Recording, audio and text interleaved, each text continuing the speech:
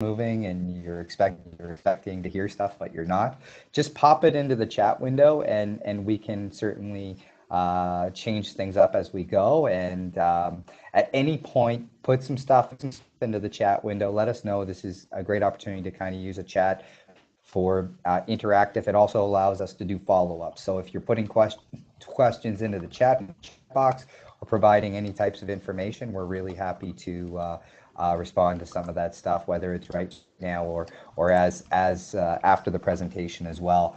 What do I do? My job is basically to work with companies and be the concierge or the person who opens the front door for companies into the world of government procurement. So that can be quite interesting because often selling to large entities, whether it be the government or whether it's Canadian Tire or Walmart or Costco, can be overwhelming just to consider for small businesses. It's kind of like, I use the analogy that you show up to play baseball, but everyone else is playing cricket. It seems on paper that both have bats, gloves, and a ball, but at the end of the day, the rules are either different or more complex, or it takes more time to do what you would do typically in another activity. And you have to kind of have that mindset on the way in order to make sure that you're maximizing your chances of success. One of the things that I typically always do is I'm trying to get entrepreneurs, business people, decision makers for companies, or people who are potentially going into business to a decision point as quickly as possible as to whether or not it's appropriate for you to spend your time looking at government or similar organizations as part of your business strategy. It's not a business strategy for everyone. It is something that you need to develop. And often what we say is that working with government should be part of a 3-year time horizon. And I'm going to, without hashtagging these things, I'm going to put some of these things into the chat box as an ongoing dialogue. I'm not using slides for this presentation. I'm going to use a series of websites, and I'm going to put those websites into the chat field, and we can circulate a list out afterwards. But it's more important for you to look at that than it is for you to look at a deck, because you're not going to really use the deck. You're going to use the web links. You're going to go and you're going to follow up with either myself or the Women's Enterprise Center for more information. So what we want to do is we don't waste time.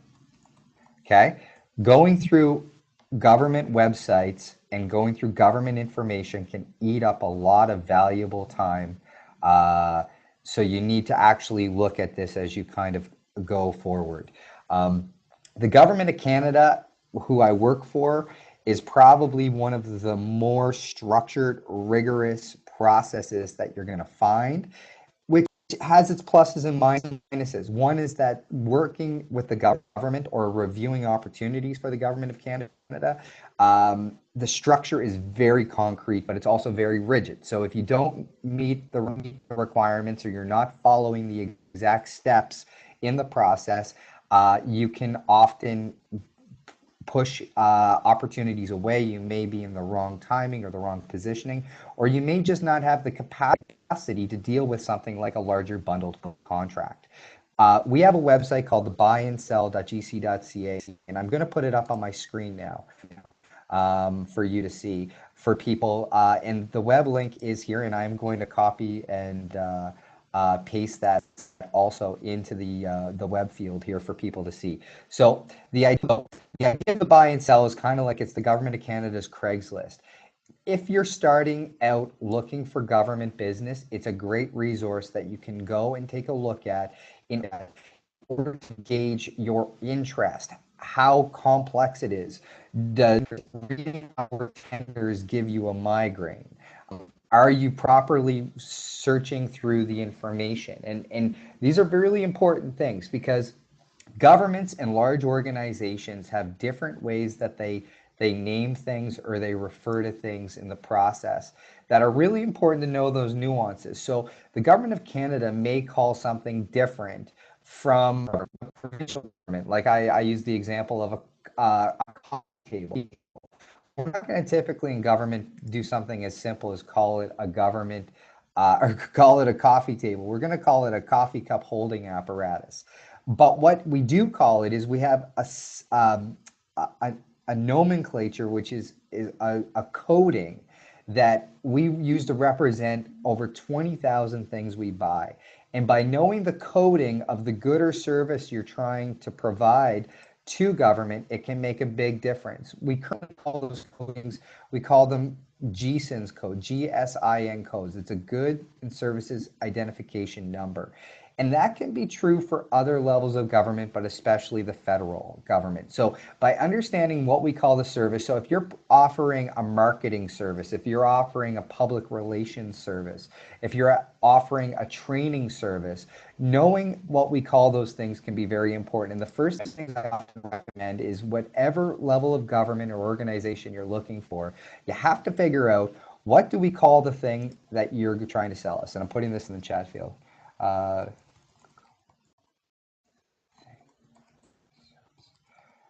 You are selling. And what do we call it?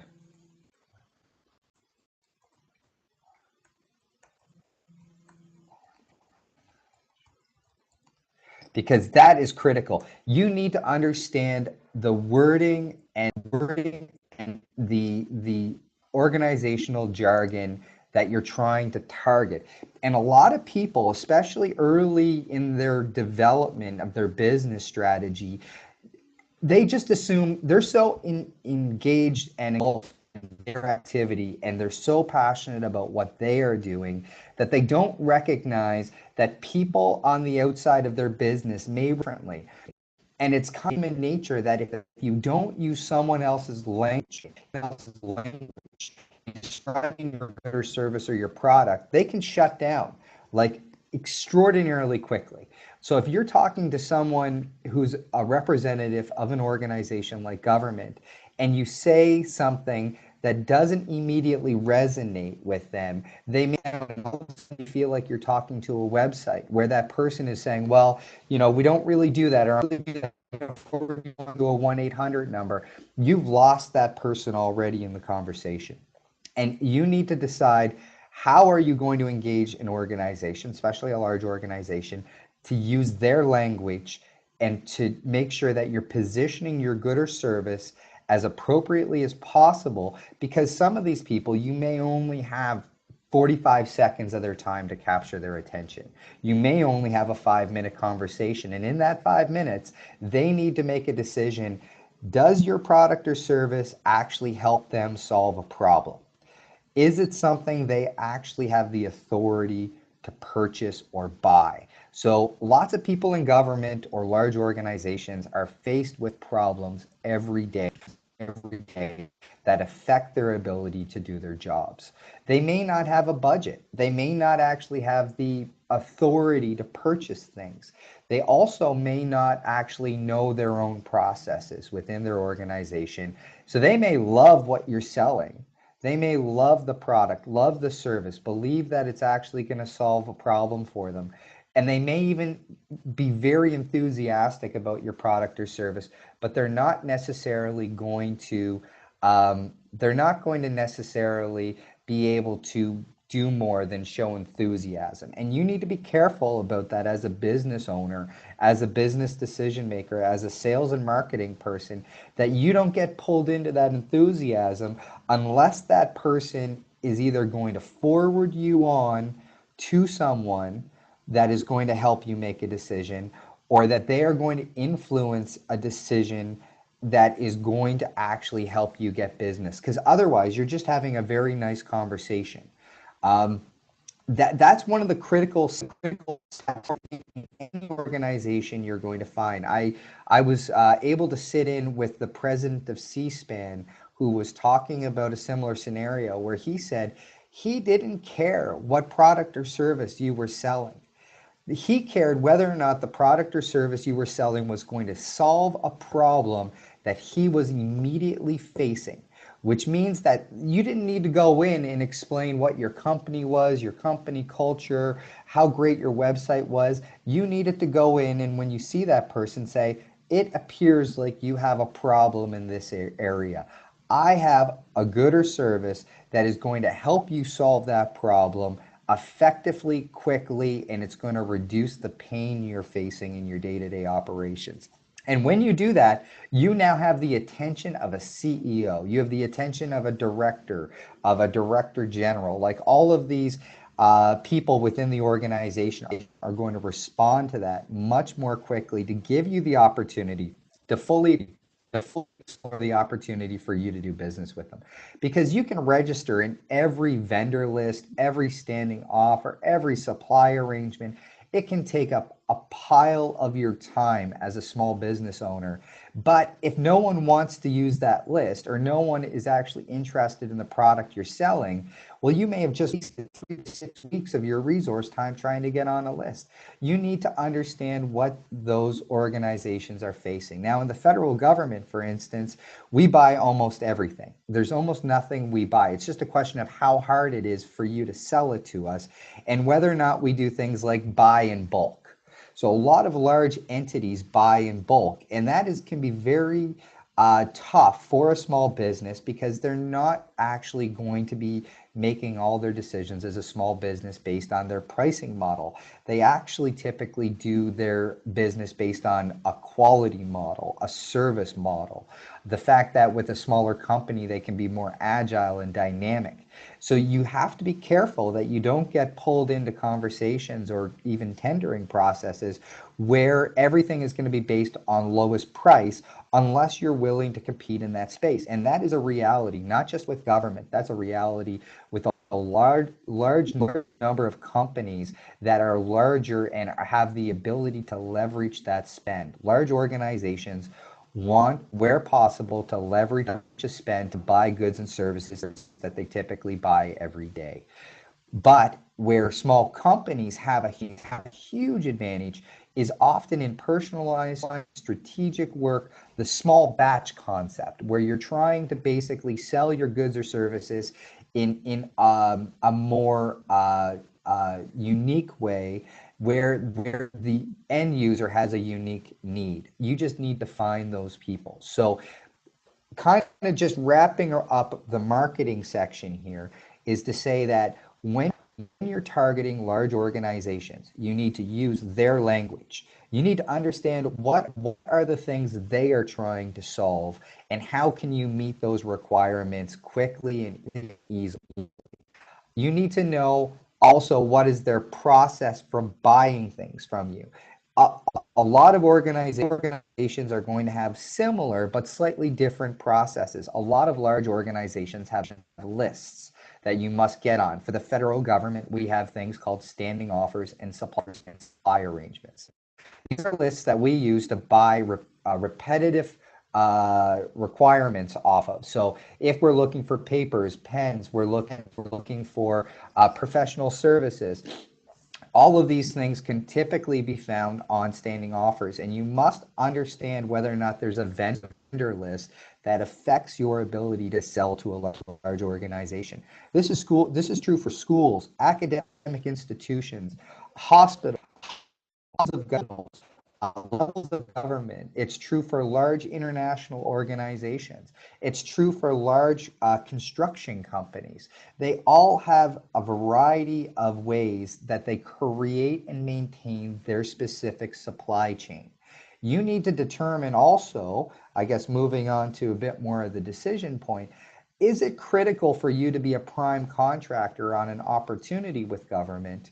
Or is it really okay for you to reside within the supply chain and do more business-to-business relationships? A lot of times, with smaller companies especially, being involved or being part of the supply chain can be much more beneficial than it can be to chase opportunities and tenders, where at the end of the day, to be perfectly honest, for instance, the Government of Canada, we have a responsibility not only to buy products, but it's also to look at things like economic development. We want to share the opportunity for Canadian firms and for firms that are appropriate based on the process to have the similar opportunities. You may only be, if you get on a standing offer, one of these vendor lists, a preferred vendor list, you may only be really looking to get 1 out of 5 contracts off this list, because most procurement people, the people who are doing the buying within government, are trying to rotate through the lists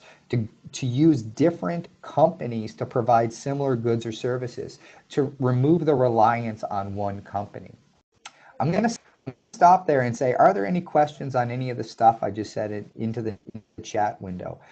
You can put them there. And again, what I will do is I will provide a list of notes after this presentation for you to look at. Again, assuming everyone can see my screen, this is the buy and sell website.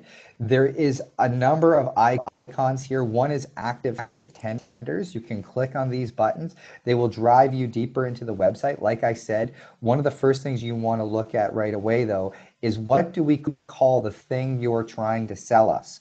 And just because you have particular language doesn't mean that we do as well. And you want to go into our website and you want to do a bit of an exploratory search to see what we call the thing you're trying to sell us and how we're going to do it. My computer is taking a second to go here, but these are the newest things that are in our website. And on the left side, you can actually see that there's a large filter stream. So there's a lot of language here that John, most people. Me? Yeah, of course. Go ahead. Sorry, it's Kerrilee. Yes, we are yes. still seeing my slide there. So did you do the share screen? Just stand by. I'll grab it here. No problem at all. Thank you for letting me know. Going to. It's just a little slow here. Share my screen. Thank you very much for letting me know. Okay, it should come up now. Awesome. Thank you for letting me know. Yeah, it's going green now. Thank you very much. There we go. So We're good to go. Thank you. Perfect. So this is the buy and sell website, and this is the screen where you can see tender notice. I'm going to go back out to the main page for people to be able to see it as well. So this is the main page into the buy and sell. Like I said, this is like our Craigslist. This is our tendering website. This is where we post all of the opportunities, but we also in this post any of the contracts we've awarded, the value of those contracts, who won those contracts. You can find out whether or not there's competition in this space, and whether or not the companies competing in this space are actually of similar size to you. Because if you're going in here and you're trying to provide, let's say food, there was one comment in the chat box around various types of food elements. Well, are you going to compete against a large food distribution company like Circa Foods, or are you going to become part of their supply chain? And doing some preliminary research into the federal area here can be very helpful. This is the filter on the left side. Again, there's a lot of nomenclature here. Notice is a proposed procurement, request for proposals, letters of interest. If any of this stuff doesn't make sense, you can contact our office. We also do introductory seminars on how to do business with the government of Canada, which is often a lot about language. It's about nomenclature and knowing what we call the products or goods or services we're trying to buy, and what is the process that you need to follow in order to look at this. Because one of the things for sure is that government and large organizations are often quite inflexible. We don't maneuver very far from our requirements because they're kind of it's just how we function. We're not very dynamic. We're dynamic in small spaces, but not overall. So back again, I'm going to keep circling back to some key points through this. Know the language of the organization.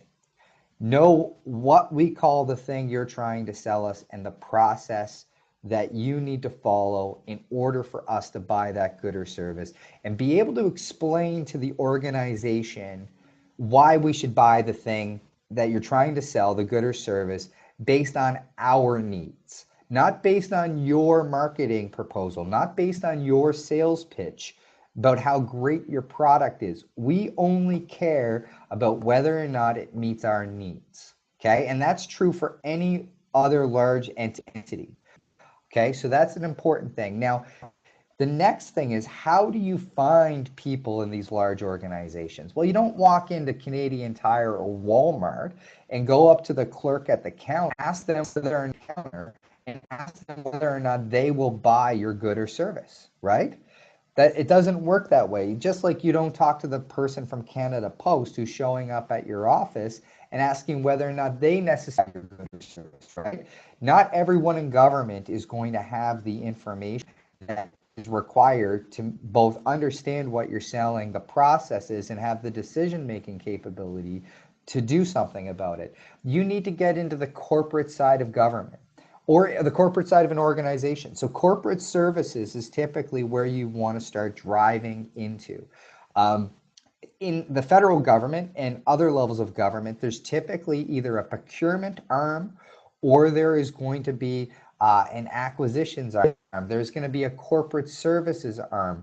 There could even be a project management arm. Any of these areas may be your key points of entry into larger entities, and you need to establish where those routes are into the organizations that you're deciding to target, okay? So if you're going after Canadian Tire, it can be easy because it's one entity, right? If you're going after Costco, it's more or less one entity.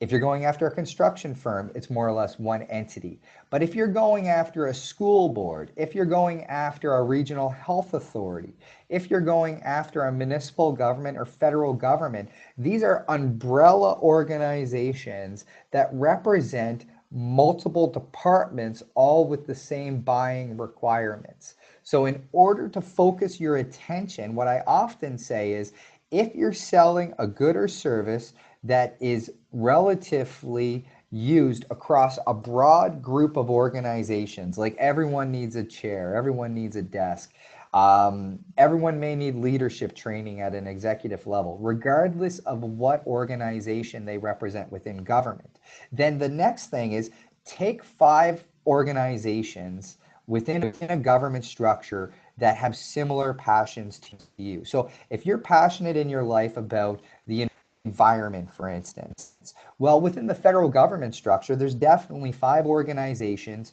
that are all focused somewhat on environment and likely are attracting people to work there that are also focused or passionate about the environment.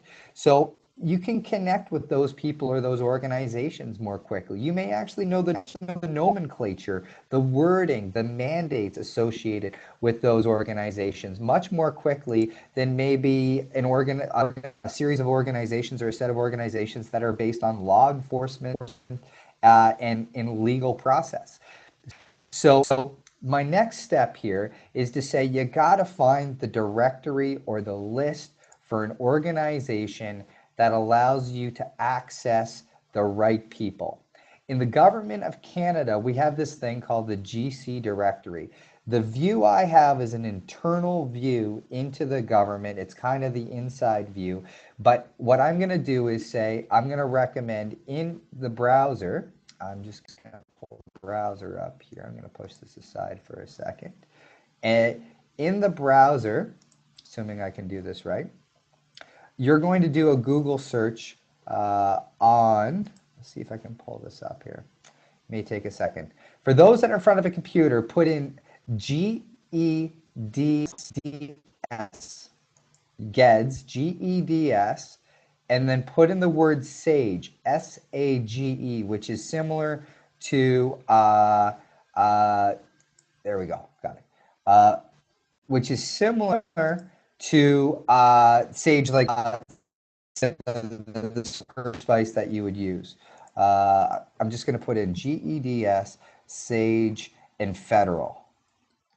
Okay, do a Google search on that series.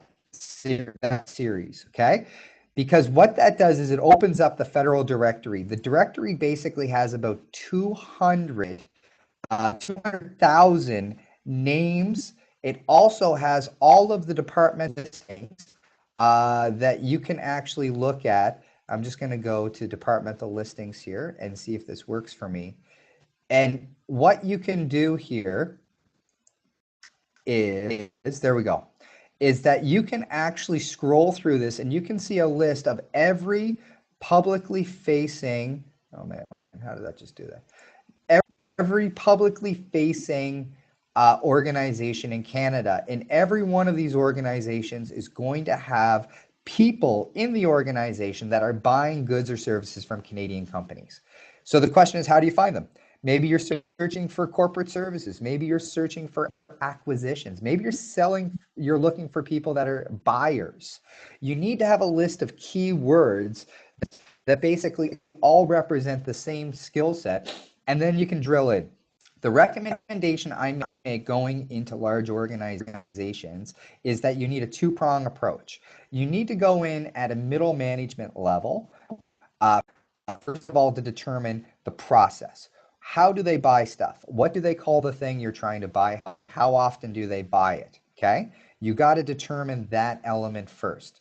Once you do that at a middle management level, if they are not a decision maker or capable of purchasing the good or service that you're looking for, yet they have an interest in it, you can go up the organization at that point to a director level, to a director general level, to a VP of operations level. So you need to understand how to navigate the HR structure of an organization based on the requirements or the empowerment of the people in that organization. So what I would say in terms of the government of Canada is this is really good because I can go, so Public Services Procurement Canada is the organization I work for. I'm just going to go to that one first.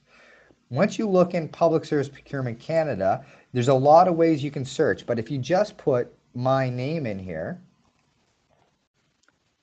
and search it, not only should I come up, assuming everything works, hey, there I am, but it also, in the federal government context, provides this hyperlink tree at the bottom for people that can see it. And at the end of the hyperlink tree, at the very bottom, if you click on the organization, it actually throws up everyone in my team. This is the team around me. These are the people that are involved in my office, more or less. There's, with any list, it's outdated the moment it's printed.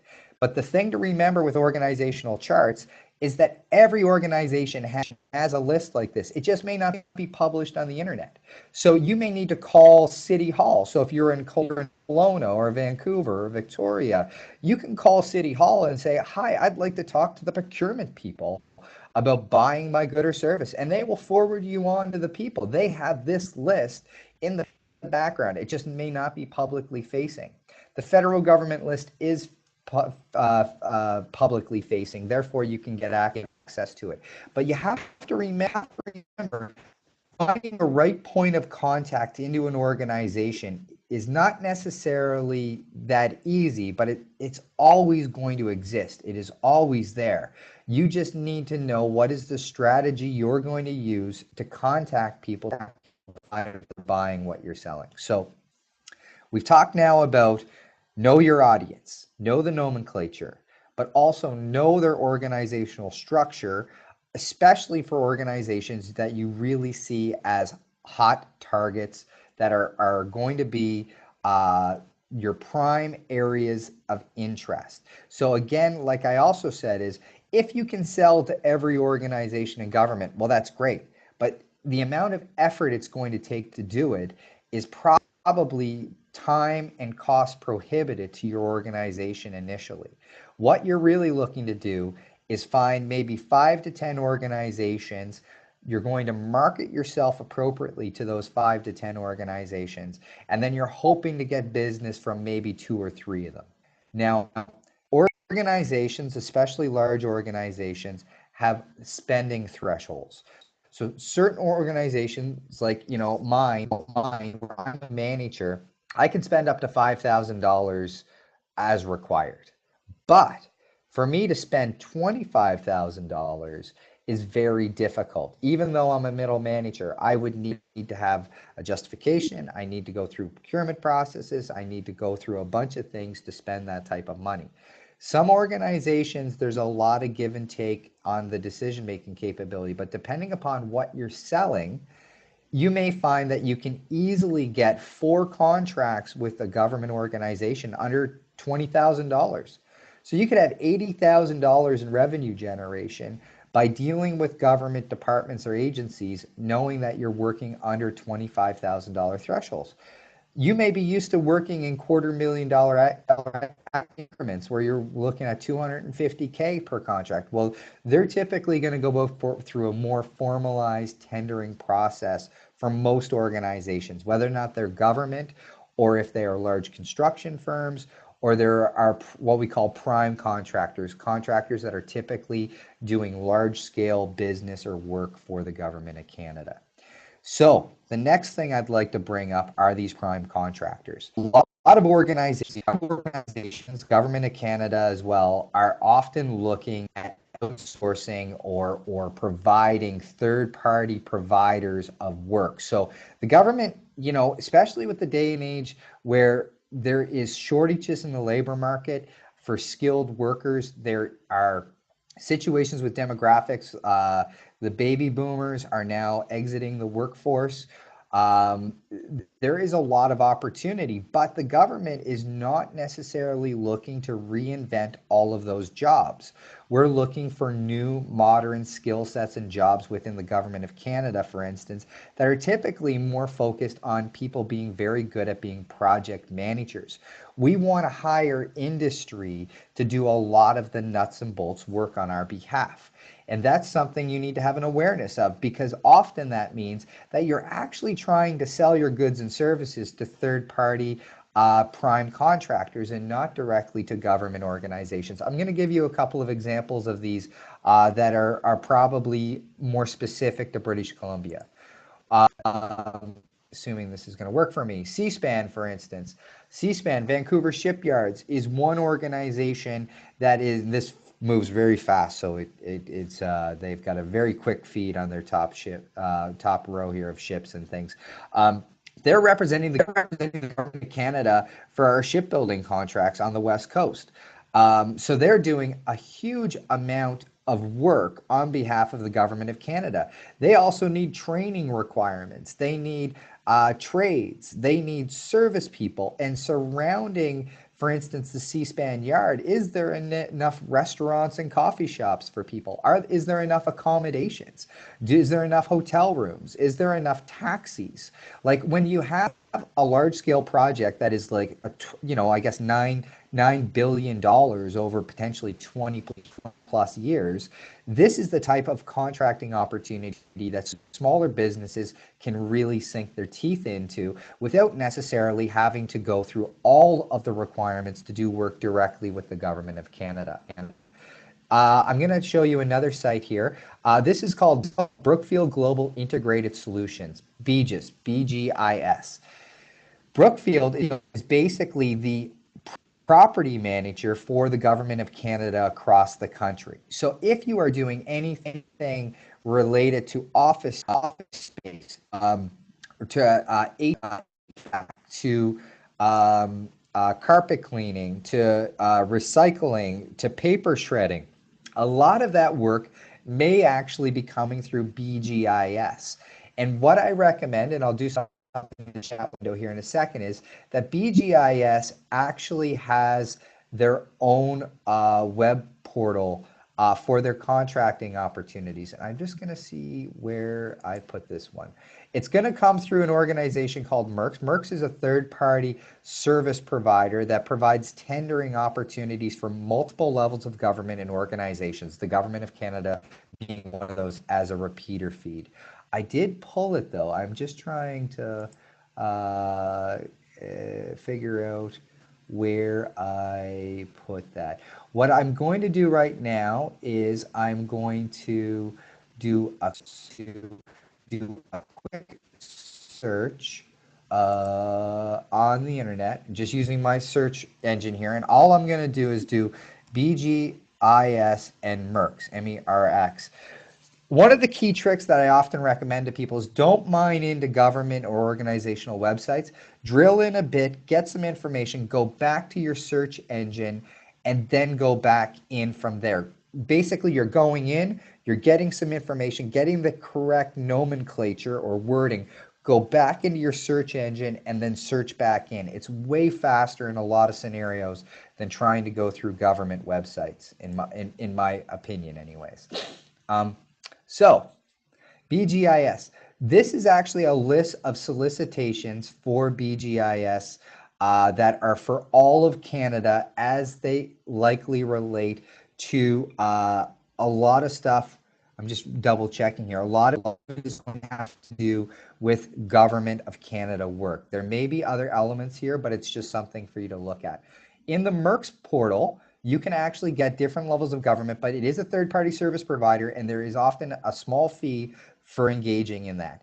Another website that I definitely want to show you is the BC Bid. And I'm going to open a new tab here, and I should grab that in a second. I'm going to grab the Brookfield information, and I'm just going to drop it into our chat window for people. The next one is going to be BC Bid. And this may be very familiar to people online because it's where you're going to find any provincial opportunities and MASH sector. So municipalities, academic institutions, schools, and hospitals are also related, are going to be listed on BC Bid. And this is one of those ones that you should become familiar with. Now, again, you don't want to spend, you guys are entrepreneurs, you're business people, you don't want to spend all your time looking for these opportunities. But what you may want to do is also set up something, a reminder. Maybe you spend an hour a week. Maybe you're assigning a staff member the opportunity to look at this. A lot of these websites, you can set up feeds and be able to look at the information more in depthly. But I'm going to circle back to something I said at the beginning of the presentation. You are not in the business likely of mining government opportunities or organizational opportunities. You want to find them as fast as possible. You also want to make sure that where appropriate, this is a long-term strategy for your company, for your organization, that basically what you're looking at doing is developing a plan, developing the organizational structure, and making sure you can meet the requirements of these larger entities when you're trying to do business with them. If you don't immediately find a person who cares, that's responding to your emails, if you don't immediately find an open door into an organization, don't spend a huge amount of time running into a brick wall on the way through. The best thing you can often do is to strategically look for opportunities when the door opens, then you engage. If you're looking at tender opportunities, trolling through the opportunities and finally finding something, go for that opportunity, because one of the key things about government procurement, I guess, that I would definitely want to emphasize is the process is so important, and it's what you're creating a relationship with. The more you understand our process, our nomenclature, and how we buy stuff, it is almost more important than developing relationships with individuals. If you go after an opportunity and it doesn't work, ask for a debrief. Ask for an opportunity to engage with the people who made the decisions. Find out what went right, what went wrong, what you could have done differently. Was there any big unknowns in your proposal? Were there things that sunk your proposal? Because writing is a really important part of this. There are organizations out there that offer technical support for writing, editors, but I do caution people about hiring firms to write their proposals fully for them. It's okay to hire a firm that is going to review and provide you advice or strategic guidance on your proposals, but no one outside your business is going to understand your business the way you do. So what you want to do is whenever you're looking at proposals for any of these entities, you want to frame and understand the majority of what you're putting together. Then you're going to engage someone. But if you engage someone to help you develop, write, and manage a proposal from the beginning, you're not actually developing that skill set within your company. And if this is going to be a business strategy you're going to use, as part of your business plan for the next 3 to 5 years, you need to own part of that skill set. You need to know what you need to keep in-house and what you should contract out. There's absolutely nothing wrong with contracting out technical writing and working with people who have experience in dealing with large organizations to review your proposal to make sure it meets all the check boxes on the way through. Government is very checkbox orientated, and we really want you to use our language and answer our questions as succinctly as possible when you're submitting bids. That is a skill set that you need to develop a bit when you look at any of these opportunities. So again, I'm going to go back to the beginning. You got to know your audience. You have to know why your audience is different in government or large organizations than doing business with another small business in your local community. It is different. The principles all apply, but you need to know how we're doing business, what we call the product or service you're selling, mine our websites, talk to people in our organizations where possible to get guidance on how we buy things, what we call the things, and when we purchase them, and who needs to make a decision regarding that purchase. Who actually is who is the decision maker? You need to find the decision makers as quickly as possible. Then you need to know where our websites are, where we're posting the opportunities. Where are our subcontractors, our contractors, actually actively acting on our behalf to purchase goods or services that we may indirectly or directly require, and they have the authority to actually make those decisions. You don't need to be the supply chain for the Government of Canada or any other organization. You just need to be part of a supply chain that matches your business strategy, your passion, and what you want to get out of doing business with entities in general. That has to be very clear. So, one of the things I always want to reiterate here is time.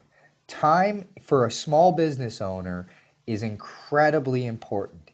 It is basically your sweat equity. It is everything. And you do not want to spend too much time looking at things that appear to be opportunities but are maybe not, or maybe create a requirement for too much resource allocation versus the actual value of the opportunity, which then creates a negative return on investment, and you would have been better off going in a different direction. Looking at domestic opportunities with the Government of Canada, provincial governments, municipalities, and our prime contractors are a great place to start. But there's also no reason, if you're a web-based company, that you're not looking, that you could also be looking for opportunities to do business with US levels of government. You could also be looking at the European Union, opportunities there, depending upon your business strategy and what you're trying to accomplish, right? So I'm going to take a quick look at the chat window here, and I want to see if there was any other things that I've taken a look at. So just please bear with me for a second. If people have any thoughts or comments, you can also put them into the chat window here. So just starting back, looks like there was a couple of people that had a couple of issues getting into the system. Obviously, it'll be recorded, and we'll provide the opportunity to follow up with me directly or with the Women's Enterprise Center for more information. There was one question here. Yes. Sharon is asking, I'm an event producer. Do you think that this site would be beneficial to me? Yes, it would. Of event support services. Absolutely. So what you want to do is you need to look at the difference between, so for instance, the buy and sell website, when we're focused on the federal government piece here, which I just put somewhere right here, maybe. The buy and sell website is a good spot to start, but you have to understand a couple of things on the way through. Which programs likely are doing outreach or any event development? Which ones have done it in the past? You may even want to look at, go online and Google search Government of Canada events in your area of interest and see what may have happened last year or the year before. What are continuously the events popping up, and what are those organizations?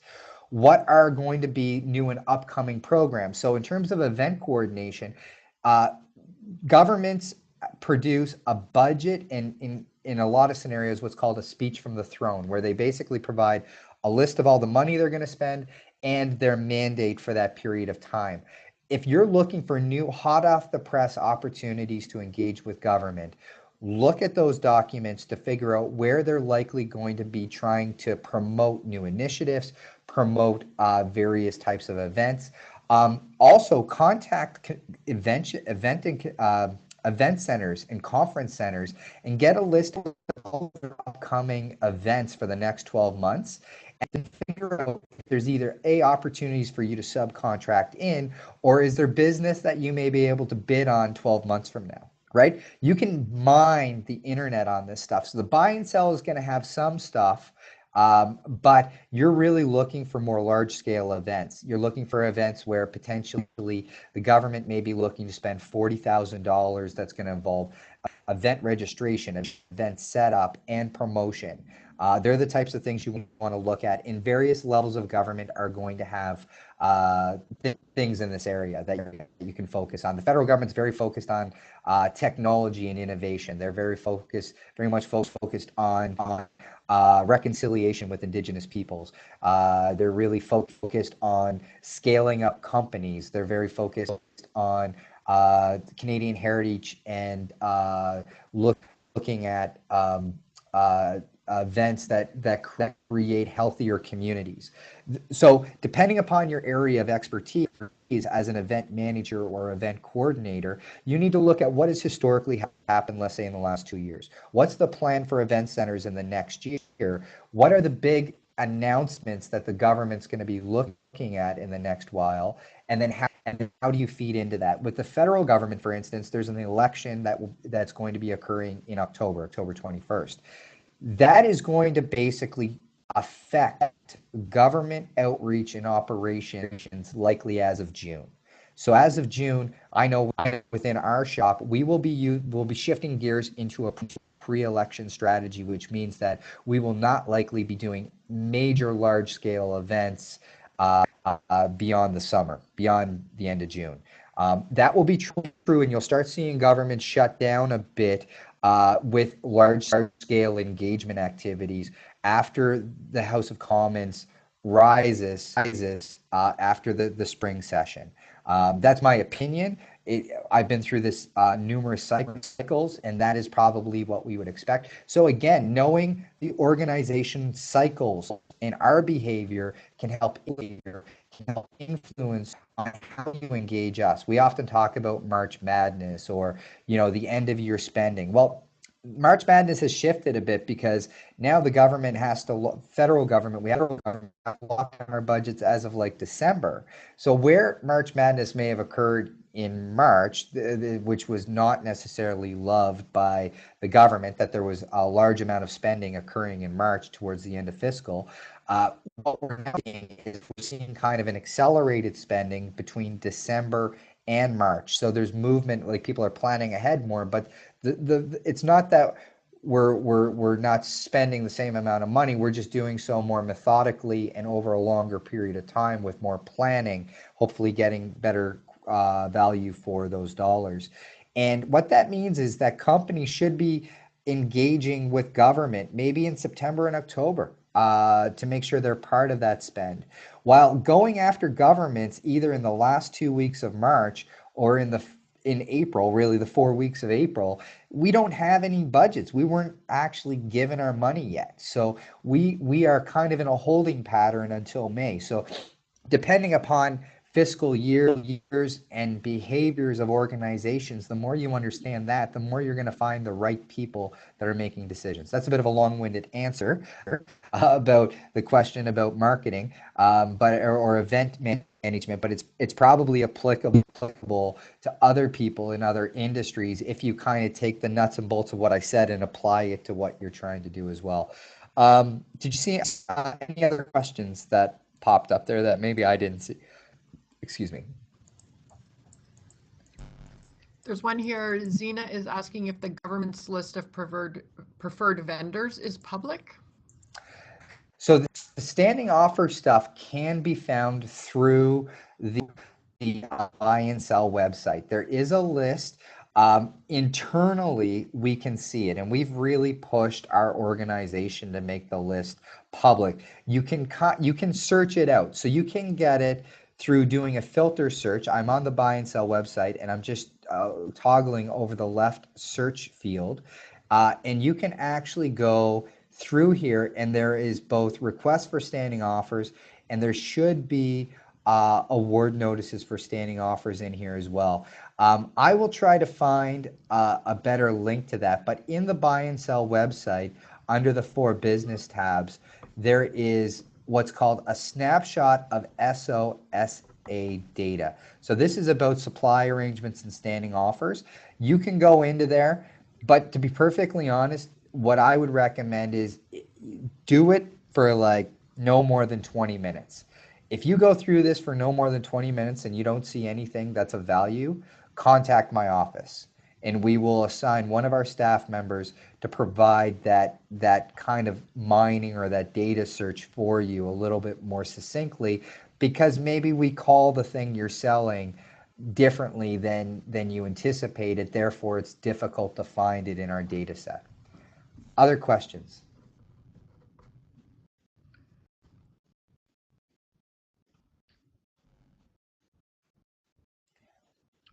So One question we can here. insert. Yeah, go ahead. Sorry, John. Yep.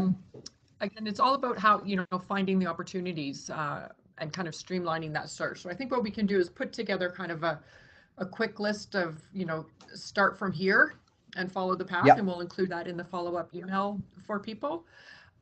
Yes. Because again, a lot of people are asking if the services are relevant. And again, it's like you mentioned earlier, it's doing a bit of that research to see what has been awarded before as well. Exactly. Yeah. And really at the end of the day, we buy basically everything, but the problem with that is that it doesn't mean it's always applicable to a small business owner. We have solo entrepreneurs that do amazingly well on government procurement and government contracting, but they're kind of more in niche spaces, or they've made a connection with an organization that allows them to churn more of that business out. But if you're selling goods or services that are what's the economic term, that they are easily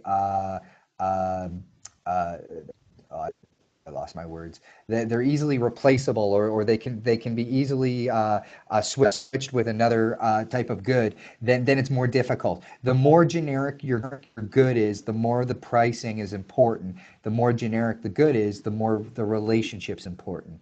The more specialized the good or service is, the higher the likelihood that you can maneuver your way into some contracting opportunities that's more based on the quality of the good or service, because that's how business works. So you have to have those awareness pieces.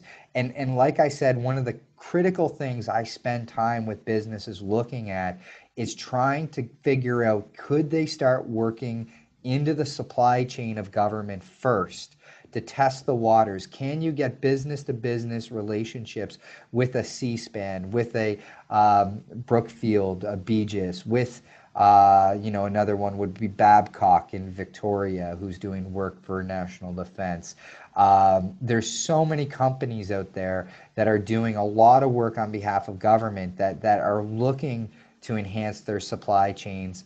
That's often a very good spot to start, so smaller firms can view the the process and how things work in government, and they can also build their company's resumes so that when they bid, they often in government terms say, well, give us references to show that you've worked with us before.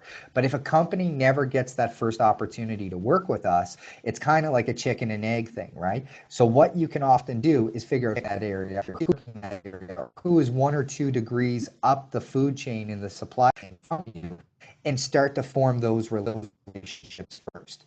And by doing so, it empowers the company to be able to bid on direct opportunities much more easily because you got a more robust history of jobs that you can quote in the proposal documents that's going to help you. There's and one other piece, I guess, is that federal government specifically has a pro services portal.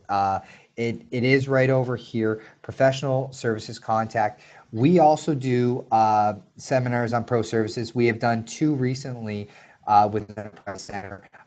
We are still building out our own corporate knowledge on the best ways to move companies through those professional services as well. Other levels of government, they may have vendor lists. I mean, a municipality, you can often talk directly to an end user, find out their process, and actually be looking at doing contracts with them within 6 weeks in some really good scenarios. The federal government is a much more difficult entity to necessarily first access, but once you access it, then it's more like you're doing work with Canadian Tire or another large entity. So just looking at the time, knowing that we're about done, I really thank everyone for listening to this. I guess the key points that I want to raise and that will circulate out is you have to know your audience, you have to know the government entities that you're trying to work with, you have to know where the decision makers are, and if the decision makers are also the people that need the goods and services. You have to be able to position your goods or services in a way that it's obvious that you're helping that client with the pain points or the issues that they face, and not packaging your stuff from your point of view. The worst thing that we hear from suppliers are, what do you need? We can do anything. Great, thanks. Because that's not helpful, right? Great. I'm sure you can do everything. I'm sure you'll do it amazingly good. But right now, we're redlining and we don't know how to fix it.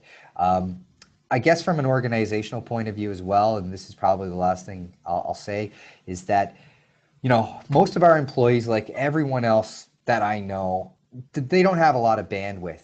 I basically turn on my computer at 8 a.m. and I'm lucky to be done by 4, and then I'm usually doing an hour in the evening. Like for me to have 15, 30 minutes to sit down with a supplier about what my needs are, not just the education part of my job, but my needs are, it's hard. It's not easy to do it. And that's true for like people across government. We're talking to people that are working at 110% every day, and they are just running in a hamster wheel, and they don't either have the time or the opportunity to even think about how they're going to change the work they're doing, let alone investing in it, doing a government procurement process to directly do business with you. You need to make that as easy as possible for people. And when you make that easy for people, they will come back to your door looking for more and more opportunities to do business with you. Because at the end of the day, if you can help them solve their problems easily, succinctly, and you do what you said you were going to do, then the floodgates will open for opportunities with large organizations. So thank you. That's great, John. Thank you so much. And thank you to everybody for joining us today. Again, so much, a wealth of information, John. Thank you. We'll put a little tip sheet and some links together to send out into the follow-up email. And again, as I mentioned at the beginning, we'd love if you have other ideas of forums like this that would be beneficial to you on a specific topic, please share those in that as well. And I will include in the follow-up email, because we did just recently do a pro services webinar. So I'll include the link to that as well, so you get a better idea of what took place on that forum. And again, thank you all. Sign up for our e-news to stay tuned of what additional forums are coming up here in the next couple of months. And thank you, John, joining us from Vancouver. I'll sign off here from Kelowna, and everyone go and have a great day. We'll see you again here soon. Thanks so much.